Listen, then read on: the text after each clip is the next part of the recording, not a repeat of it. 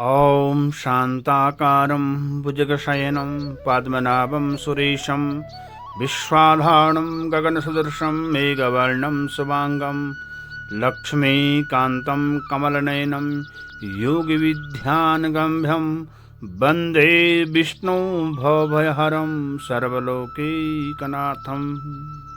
आप सभी को हरिवासर व्रत की बहुत बहुत शुभकामनाएं। आज एकादशी है और इसी के बारे में आपको बताएंगे इस एकादशी का क्या नाम है और इसकी क्या विधि है। तो आइए इस एकादशी की कथा का महत्व बताते हैं। सनातन धर्म में एकादशी व्रत का विशेष महत्व है।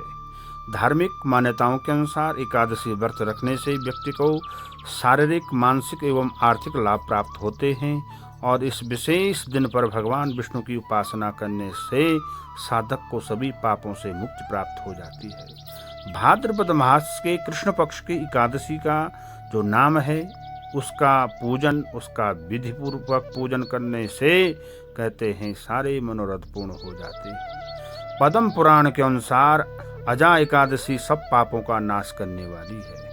जो भगवान ऋषिकेश का पूजन करके इसका व्रत करता है वह इस लोक में सुख भोग करके अंत में विष्णु लोक में जाता है। इस व्रत का फल अश्वमेध यज्ञ के फल के समान माना गया है और यहाँ तक कहा जाता है कि ऐसा जो प्राणी है जो इस व्रत को करते हैं उन्हें विष्णु लोक में जाते हैं। इस व्रत का फल अश्वमेध यज्ञ, तीर्थों में दान स्नान, हजारों वर्षों की तपस्या, कन्यादान आदि से मिलने वाले फलों से भी अधिक होता है। प्रातःकाल उठें। इस व्रत का जो विधान है, ब्रह्म मुहूर्त में उठ करके स्नान आदि क्रिया से निवृत्त होकर के भगवान का भी पूजन षोडशोपचार करें और भगवान को नूतन वस्त्र पहना करके तुलसी की मंजरी से तुलसी दल से भगवान का पूजन करें। दिन भर निराहार रहते हुए शाम को फलाहार कर सकते हैं, वो भी बिना नमक के। एकादशी के दिन विष्णु सहस्त्र नाम का पाठ करने से भगवान विष्णु की विशेष कृपा प्राप्त होती है। यदि आप किसी कारण से व्रत नहीं कर सकते हैं तो इस दिन मन में विष्णु भगवान का ध्यान करें, सात्विक रहें, झूठ न बोलें, किसी के मन को न दुखाएं एवं पर निंदा से बचें। एकादशी के दिन चावल नहीं खानी चाहिए।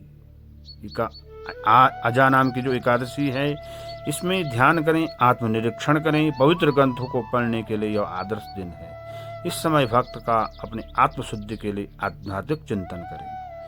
अजा एकादशी की व्रत की कथा धर्मराज युधिष्ठिर भगवान पुंडरीकाक्ष से पूछ रहे हैं, भगवान जो भाद्रपद मास की जो कृष्ण पक्ष की एकादशी है उसका क्या नाम है, उसकी क्या कथा है, वो मुझे बताइए। तो धर्मराज युधिष्ठिर के कहने पर भगवान श्री कृष्ण कहते हैं, कुंती पुत्र, भाद्रपद मास के कृष्ण पक्ष की जो एकादशी को अजा नाम की एकादशी कहते हैं, इसका व्रत करने से सभी प्रकार के पाप नष्ट हो जाते हैं। पौराणिक काल में भगवान श्री राम के वंश में अयोध्या नगरी में एक चक्रवर्ती राजा सत्यवादी हरिश्चंद्र हुए। राजा अपनी सत्यनिष्ठा और ईमानदारी के लिए प्रसिद्ध थे। एक बार देवता ने उनकी परीक्षा की योजना बनाई। राजा ने स्वप्न में देखा कि ऋषि विश्वामित्र को उन्होंने अपना राजपाट दान कर दिया है और जैसे सुबह हुए विश्वामित्र जी उनके पास आ गए। हे राजन, जो आपने स्वप्न में राज्य मुझे दान कर दिया था वो मुझे दे दो।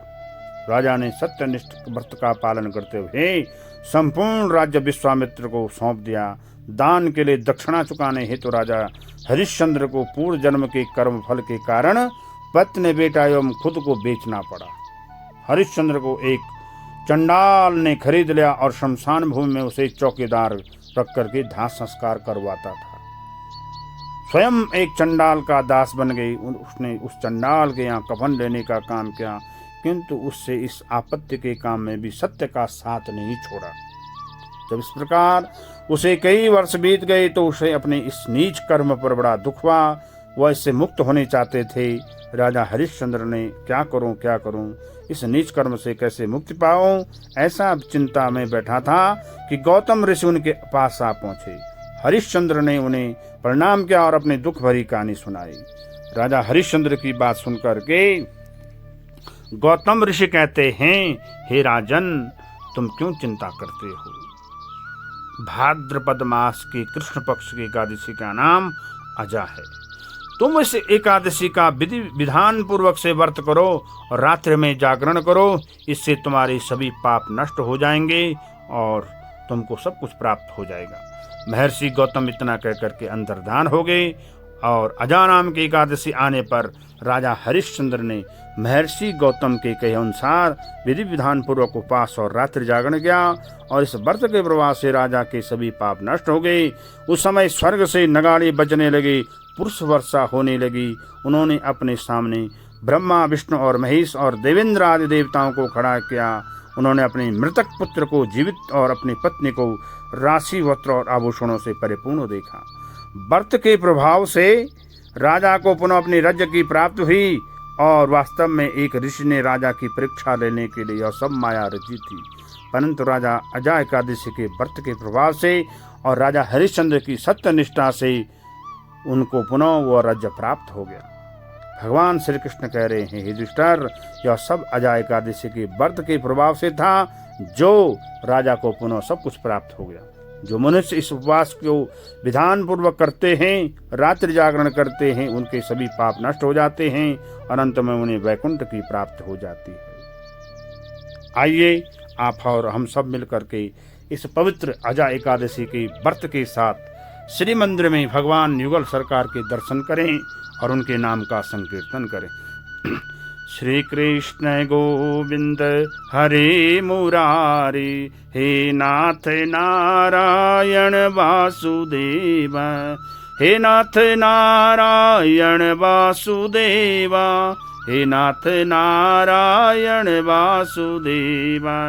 गोविंद मेरी यही प्रार्थना है, गोविंद मेरी यही प्रार्थना है, भूलो कभी नहीं नाम तुम्हारा। श्री कृष्ण गोविंद हरे मुरारी, हे नाथ नारायण वासुदेवा। गोविंद मेरो है, गोपाल मेरो है, श्री राधा रमण गोविंद मेरो है, गोविंद मेरो है, गोपाल मेरो है, श्री बांके बिहारी नंदलाल मेरो है। आप सभी को पुनः अजा एकादशी व्रत की बहुत बहुत शुभकामनाएं। श्री हरि की कृपा आप सब पर बनी रहे। युगल सरकार की छवि के दर्शन के साथ आपका जीवन मंगलमय हो। आप सभी को एकादशी व्रत की बहुत बहुत शुभकामनाएं। जय श्री राधे, जय श्री कृष्णा।